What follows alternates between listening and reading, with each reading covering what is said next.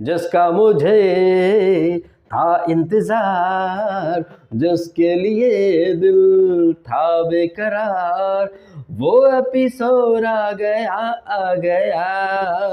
पॉटिक देखो कैसे हक गया और चुबीना का असली चेहरा भी दिख गया।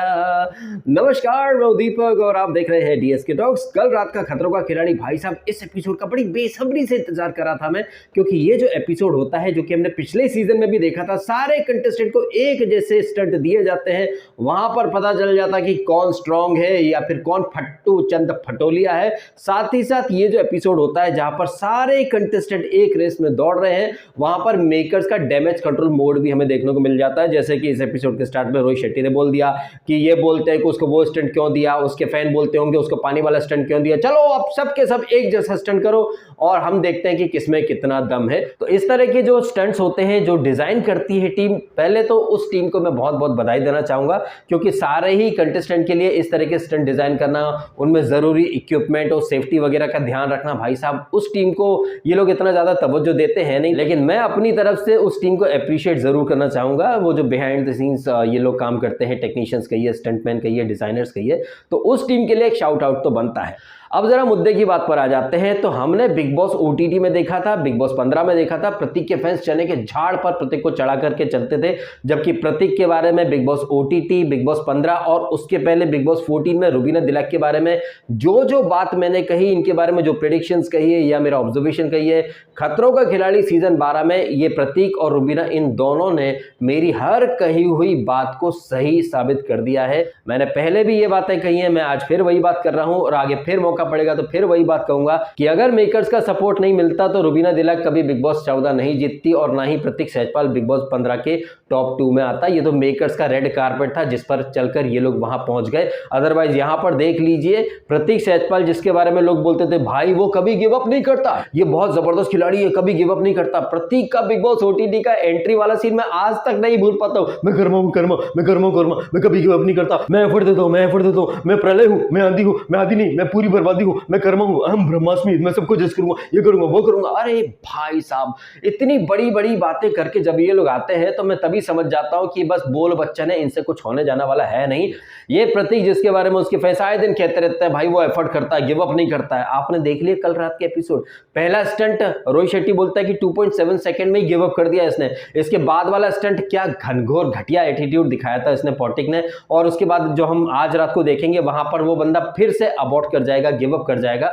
तो वो प्रतीक जो टाइम एंड अगेन अबॉर्ट करता रहता है, गिव अप करता रहता है, आप लोग किस मुंह से बोलते हैं कि वो गिव अप नहीं करता, वो एफर्ट डालता है। प्रतीक सहजपाल सिर्फ लूपहोल ढूंढ सकता है, झुंड में चल सकता है, और जो अमीर बाप की बिगड़ेल औलादें होती है ना, प्रतीक सहजपाल बिल्कुल वैसा ही है, एकदम अमीर बाप के बिगड़ेल बच्चे की तरह, जैसे जो खिलौना चाहिए तो चाहिए, नहीं चाहिए तो वो बाकी के खिलौने भी तोड़ देगा, लेकिन एक बार भी प्रतीक सहजपाल कोई वैल्यू नहीं दिखाएगा उस चीज के प्रति जो उसको मिल चुकी है। बड़ी बड़ी बातें वो करता रहता है, हाथ जोड़ करके खड़ा रहता है, ग्रेटिट्यूड ये वो, जबकि रियल में प्रतीक सहजपाल एकदम अमीर बाप की बिगड़ेल औलाद जैसा है, जैसे किसी चीज की कोई कदर नहीं है। प्रतीक सहजपाल जिस तरह से उसको मौके मिल रहे हैं, उन मौकों को वो लात मारता हुआ आगे बढ़ रहा है, उससे ही साबित होता है कि उसको मिली हुई अपॉर्चुनिटी की कितनी कद्र है। आई थिंक रुबीना, राजीव और प्रतीक सहजपाल और कुछ हद तक कनिका मान भी, ये 3-4 लोग ऐसे हैं जो शायद किसी डिजर्विंग कंटेस्टेंट का हक खा रहे हैं, क्योंकि ये लोग खतरों के खिलाड़ी के बिल्कुल भी लायक नहीं है। प्रतीक के साथ साथ रुबीना को भी मैंने अपने गाने में ऐड किया था। ये रुबीना जो आई थिंक 5-6 वीक पहले एक एपिसोड में क्या बोल रही थी, सर मैं ना बेईमानी से जीतने के बजाय ईमानदारी से हारना पसंद करूंगी, cheating and dishonesty is biggest turn off for me. कितनी बेशर्मी के साथ उसने ये बातें बोली। और ये वो रुबीना है जिसने बिग बॉस 14 में साइकिल टास्क के दौरान एक स्कार्फ अपने अंडर पैंट्स में छुपा लिया था। आफ्टर ऑल छुपाएगी ना, वो तंबोलिना मास्क अपने अंडर पैंट्स में छुपा लिया था, इसने स्कार्फ छुपा लिया था, साइकिल की सीट टूटी थी, चक्का नहीं चल रहा था, चैन नहीं थी, इसके बावजूद अरे हमारी साइकिल चलती है, हमारी साइकिल चल रही है, अरे बाबा।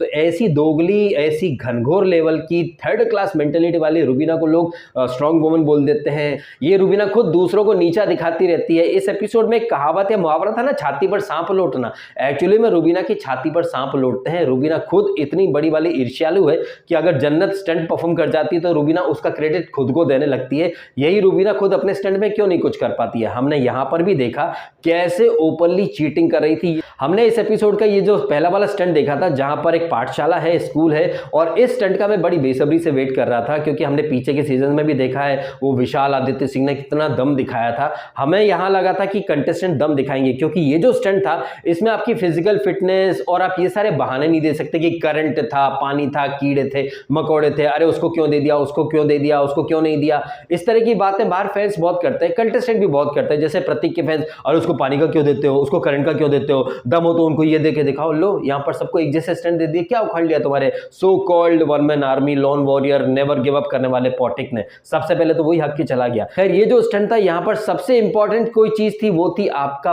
विल पावर, कि आप कितनी देर तक वो जो आंसू गैस छोड़ी जा रही है, मिर्ची वगैरह वहां पर छोड़ी जा रही है, उसका धुआं, वो गैस वगैरह वहां छोड़ी जा रही है, आप किस हद तक उसे सह सकते हैं। It was all about your will power. आप अंदरूनी तौर पर कितने स्ट्रांग हैं। यहाँ पर आपको कोई डंबल्स नहीं उठाने थे, यहाँ पर करंट वगैरह भी कुछ नहीं था, पानी में तैर के भी नहीं जाना था, कीड़े मकोड़े भी नहीं थे, आपको सिर्फ बैठना था। और ये बैठने वाली टास्क में भी प्रतीक सहजपाल सबसे पहले भाग गया। और रुबीना दिलैक, भाई साहब, वो रुबीना जो दूसरों पर इल्जाम लगा रही थी चीटिंग के, डिसऑनेस्टी के, कितनी बेशर्मी से उसने पूरे स्टंट में आंखें बंद करके रखी। और ये रोहित शेट्टी जो दूसरों को बहुत ज्ञान देता था, इसने रुबीना को आई थिंक 2 बार वार्निंग दी थी कि रुबीना आंखें खोलो। एंड रुबीना कैसे चोरी ऊपर से सीना चोरी वाले तेवर दिखा रही थी, टेबल पीट रही थी, पन्ने फाड़ रही थी, साबित क्या करना चाह रही थी। रुबीना सोच रही थी कि वो ये सारी चीजें करके खुद को एक्स्ट्रा कूल दिखा देगी, स्ट्रांग दिखा देगी। जबकि इस तरह के स्टंट में आपको इधर उधर की अफलातूनी चीजें करने के बजाय अगर आप शांत चित होकर के बैठ जाए, जैसे हमने पीछे के एपिसोड्स में देखा था पिछले साल, विशाल आदित्य सिंह और एक सना थी, सरा करके थी, वो एंड तक बैठे रहते। मतलब कहने का ये है कि जैसे रुबीना पेज फाड़ रही थी, बेंच पे पटक रही थी, आप आधे से ज्यादा एनर्जी तो मतलब कहीं और लगाना चाह रहे थे। जबकि आपको शांत चित होकर खुद को अंदर ही अंदर ये कहना था कि कोई बात नहीं, बस 5 मिनट और, बस 5 मिनट और, ये कुछ नहीं है, इससे ज्यादा हम झेल चुके हैं। इस तरह की अपने आप से अंदर ही अंदर आप बातें करते रहो। जैसे कि हमने निशांत को देखा, हालांकि निशांत ने भी कोई ईमानदारी नहीं दिखाई थी, वो ऐसी जगह बैठा था जहां पर हमें क्लियर विजन नहीं मिल रहा था कि उसने आंखें खोली हैं या बंद की हैं। बट सबसे बढ़िया तरीके से स्टंट ये जो परफॉर्म किया वो था तुषार ने। तुषार ने एक विल पावर भी दिखाया और अपने दोस्त के लिए एक बड़ा दिल भी दिखाया। जिस तरह से निशांत ने बोला तो तुषार ने सेक्रीफाइस कर दिया, और तुषार एक्चुअली में साबित कर रहा है कि वो इस सीजन का सबसे दमदार खिलाड़ी है। अब तक मैं सोच रहा था कि तुषार और मोहित में कौन ज्यादा बेटर होगा, तो यहां पर तुषार ने साबित कर दिया कि वो न सिर्फ फिजिकली बल्कि मेंटली भी बहुत ज्यादा स्ट्रांग है और हर स्टंट को जीतने का दम उसके अंदर है। वो कई बार अपनी गलतियों से, अपने ब्लंडर से हारा जरूर है, बट यहां पर उसने दिखाया कि ये स्टंट कैसे करना था। जहां निशांत जो कि टेबल इतना पटक रहा था, वो रुबीना पन्ने फाड़ रही थी, जहां दूसरे कंटेस्टेंट कुछ देर के लिए आंखें बंद कर रहे थे, वहां रुबीना कुछ देर के लिए आंखें खोल रही थी। अदरवाइज पूरे टाइम रुबीना ने आंखें बंद ही रखी हैं। और ये रुबीना और इसके फैंस दूसरों को ईमानदारी, डिसऑनेस्टी, टर्न ऑफ, ये वो, ईमानदारी से हारना पसंद करूंगी, बेईमानी से जीतना कतई पसंद नहीं करूंगी। हिपोक्रेसी की भी सीमा होती है।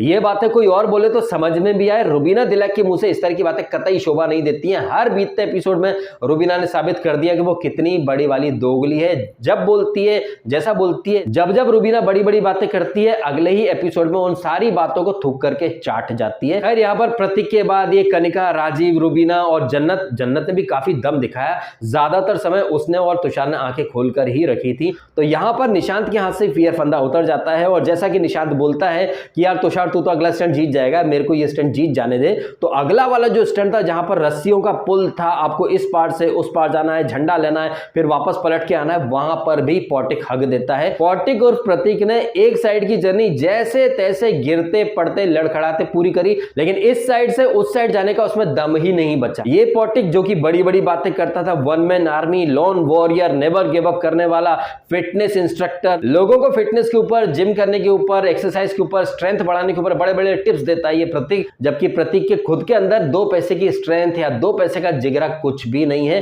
कितनी बुरी तरह से उसने लजाया, इतना लजाया कि रोहित शेट्टी ने खुद बोल दिया कि तेरा एटीट्यूड बहुत बेकार है। और उसका यही एटीट्यूड हम big boss OTT, big boss 15 में भी हाईलाइट कर चुके हैं, लेकिन उसके अंधे फैंस को सही बात दिखती क्या है, वो तो लग जाते हैं आर्ग्यूमेंट करने में, डिफेंड करने में उसको। जबकि प्रतीक और रुबीना को अगर आप डिफेंड कर रहे हैं तो मतलब आप अपने पैरों पर कुल्हाड़ी मार रहे हैं, क्योंकि ऐसे लपट झंडिस लोगों को डिफेंड कर करके आप लोग खुद खुद अपना पोपट, अपनी बेइज्जती आप लोग खुद करवा लेते हैं।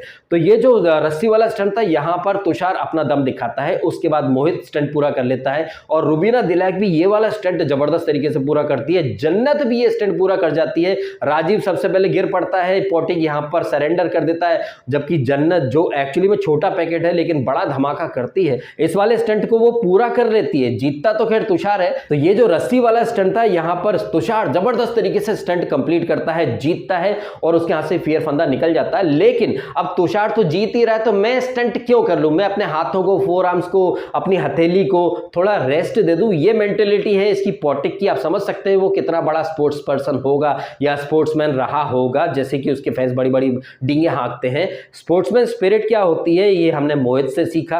रुबीना ने भी दिखाया कि वो स्टंट तो खैर वो हार चुकी, बट एटलीस्ट पूरा तो करे। जन्नत ने भी ये स्टंट पूरा किया, ठीक है वो सबसे लास्ट में आ पाई लेकिन स्टंट तो पूरा किया। और यही चीज रोहित शेट्टी हाईलाइट करता है कि यार प्रतीक तेरे अंदर तो एटीट्यूड का प्रॉब्लम है। और एपिसोड के एंड में हमने देखा कि रोहित शेट्टी फिर से उसको बोल रहा है कि तेरे को कितना डांट है यार, नेशनल टीवी पर अपना मजाक बना रखा है तूने। और एक्चुअली में प्रतीक और पिछले सीजन के तंबोली, ये दोनों के दोनों मेड फॉर ईच अदर है। बिग बॉस ओटीटी में प्रतीक जो था वो फेवरेट था तंबोली का, एंड तंबोली वाले सीजन में तंबोली को अपना फेवरेट बनाया होगा प्रतीक ने। ये दोनों मेड फॉर ईच अदर है और एक दूसरे को जबरदस्त तरीके से कॉम्प्लीमेंट दे रहे हैं, साथ ही साथ कंपटीशन भी दे रहे हैं उनके ब्लंडर्स में। जैसे वहां वो तंबोली थी, वैसे यहाँ पर पोटिक है, जिसको रोहित शेट्टी बोल भी देता है एपिसोड के एंड में कि तेरे को कितना डांटा भाई, तू नेशनल टीवी पर अपना मजाक बनवा रहा है और कुछ नहीं। एनीवे यहाँ पर दूसरे स्टंट में तुषार के हाथ से फियर फंदा निकल जाता है, पहले स्टंट में निशांत के हाथ से फियर फंदा निकल जाता है। अगला जो स्टंट होता है वहां पर अगेन ये सारे कंटेस्टेंट बच्चे खुचे जो है इनको लिटा दिया जाता है, एक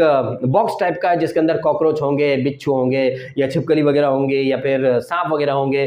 फिर आपको उल्टा चलते हुए आना है और फिर आपको नट बोल्ट वगैरह खोलने हैं। हमने देखा कि ये स्टंट शुरू हुआ, इसके पहले सर मेरे को सूझ रही है, सर मेरे को पानी पीना है, पोटिक वो यही हरकतें करता है। लेकिन इसके बावजूद पोटिक वाज द फर्स्ट वन जो सबसे पहले वो जो नट बोल्ट वगैरह खोलने की जो जगह थी वहां पर आ जाता है, रेंगते रेंगते वो जो बॉक्स था जिसमें पहिए लगे थे उसको ढरका ढरका के वहां तक आ जाता है। बताइए उसको कितना बड़ा एडवांटेज था, वो सबसे पहले आ चुका था। और वो जन्नत जिसके बॉक्स में चूहे थे वो सबसे पहले पूरी तरह पैनिक कर गई थी, घबरा गई थी, ऐसा लगा था कि वो कुछ नहीं कर पाएगी, शायद वो बेहोश हो जाएगी या फिर गिव अप कर देगी। लेकिन वो जन्नत सबसे पहले वो नट बोल्ट खोल के ये स्टंट सबसे पहले कंप्लीट कर देती है। और मोहित मलिक भी ये नहीं कर पाता है, रुबीना भी नहीं कर पाती, I think Kanika was the second, और उसके बाद राजीव वडातिया भी स्टंट कर लेता है। और वो पोटिक जो सबसे पहले आता है उस जगह पर जहां पर नट बोल्ट वगैरह खोलने हैं, लेकिन सबसे पहले आने के बावजूद वो ये स्टंट सबसे एंड में कंप्लीट करता है।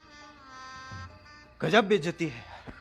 अब पोटिक के फैंस बोलेंगे कि भाई उसके बॉक्स में सांप थे इसलिए वो घबरा गया था। अच्छा, उसके पहले वाले स्टंट में क्या हुआ था, वहां पर भी डायनासोर था क्या, या उसके पहले वाले स्टंट में क्या था, वहां पर किंग कॉन्ग आ गया था क्या। सबसे पहला वाला स्टंट इतना ज्यादा डिफिकल्ट नहीं था, वहां सांप भी नहीं थे, वहां करंट भी नहीं था, वो तो सबसे पहले उठ के चला है वहां से। वो प्रतीक सहजपाल जिसने इस एपिसोड में कहा था स्टार्ट में कि भाई 10वां वीक शुरू हो चुका है, लेवल बढ़ता जाएगा, तो उसे पता नहीं था क्या कि पहला वाला स्टंट उसने जो इजीली अबॉर्ट कर दिया, गिव अप कर दिया, आगे वाले स्टंट और ज्यादा डिफिकल्ट होंगे। समझदारी तो यही थी ना कि भैया जो स्टंट सबसे पहले आया है उसमें अपना 200% दे दो, फिर बाकी के जो और नेक्स्ट लेवल वाले खतरनाक स्टंट आएंगे उनको करने से आप बच जाओगे। लेकिन ये सब सोचने की अकल हो तब ना। पोटिक जैसे लोग या रुबीना जैसे लोग जिनको थाली में सजाकर सब मिल जाता है, उन्हें मिले हुए मौके की कदर नहीं है। ये कदर तो उन लोगों को होगी जिन्हें कभी मौके ही नहीं मिले हो, और जिन लोगों को बार बार मौके मिल रहे हैं, एलिमिनेशन के बाद वापस से बुला लिया जाता है, वो लोग किस कदर लजा रहे हैं, थुका रहे हैं, अपने फैंस का सिर नीचे झुका रहे हैं। आपको ये चीज़ें समझ में आ जानी चाहिए। बाकी इस एपिसोड में ये जो लास्ट वाला जो स्टंट है वो तो शुरू होते से ही एपिसोड खत्म हो जाता है, लेकिन हमने प्रोमो देख लिया जहाँ पर रोहित शेट्टी झाड़ रहा है कि भाई तू नेशनल टीवी पर अपना मजाक वगैरह बना रहा है। ये सब हम देखेंगे आज रात के एपिसोड में। अब आज रात का एपिसोड तो हम तब देखेंगे ना जब इंडिया पाकिस्तान का मैच इंटरेस्टिंग ना हो, क्योंकि इंडिया पाकिस्तान का मैच है और ज़्यादातर लोग वही देखेंगे, और हमारा मन भी इंडिया पाकिस्तान मैच देखने का ही नहीं है। मैच अगर इंटरेस्टिंग नहीं हुआ तो हम खतरों का खिलाड़ी देखेंगे, अदरवाइज हम इंडिया पाकिस्तान मैच देखेंगे, खतरों का खिलाड़ी देखेंगे कल। अब जाहिर तौर पर अगर हम आज रात का एपिसोड नहीं देखेंगे तो कल रिव्यू भी नहीं कर पाएंगे, तो रिव्यू काफी लेट कर पाएंगे। ये जरूरी सूचना हमने एडवांस में बता देना मुनासिब समझा, बिकॉज हमारी भी थोड़ी रिस्पॉन्सिबिलिटी तो बनती है आपके प्रति, है कि नहीं। चलिए मैं खत्म कर देता हूं इस नोट पर ये वाला वीडियो। आपको ये जो स्टंट्स हुए हैं यहाँ पर, इन स्टंट्स में से सबसे बेटर स्टंट कौन सा लगा? आपके हिसाब से कौन सा स्टंट सबसे इजी था, कौन सा स्टंट सबसे डिफिकल्ट रहा? आप भी कमेंट कीजिएगा आपके ओपिनियन। वीडियो यदि आपको अच्छा लगा तो इसको लाइक अवश्य कीजिएगा। आपने समय निकालकर ये वीडियो देखा, आपका बहुत बहुत धन्यवाद। Thank you so much.